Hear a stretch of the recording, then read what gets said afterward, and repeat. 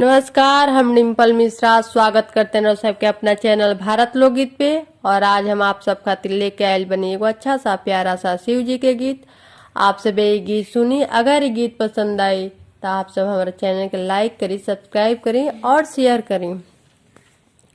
रोवेली गौरा बेटी ओढ़ के चुंदरिया, छूट गईले माई बाबू छूटले नगरिया।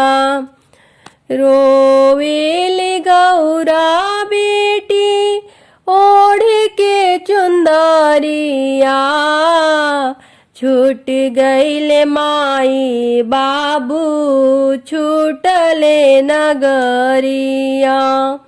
नई हर में खैनी शिवजी पूड़िया मिठाइया, रौरा घर खैनी शिवजी बेल के पतैया। रौरा घर खैनी शिवजी बेल के पतैया।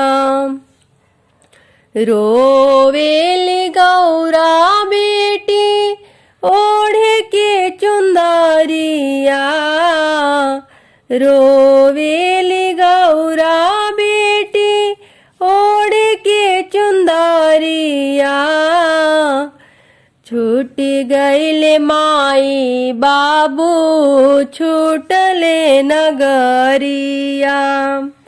नई हर में सुतनी शिवाजी लाली हो पलंगिया, रौरा घर सुतनी शिवजी कुश के चटैया।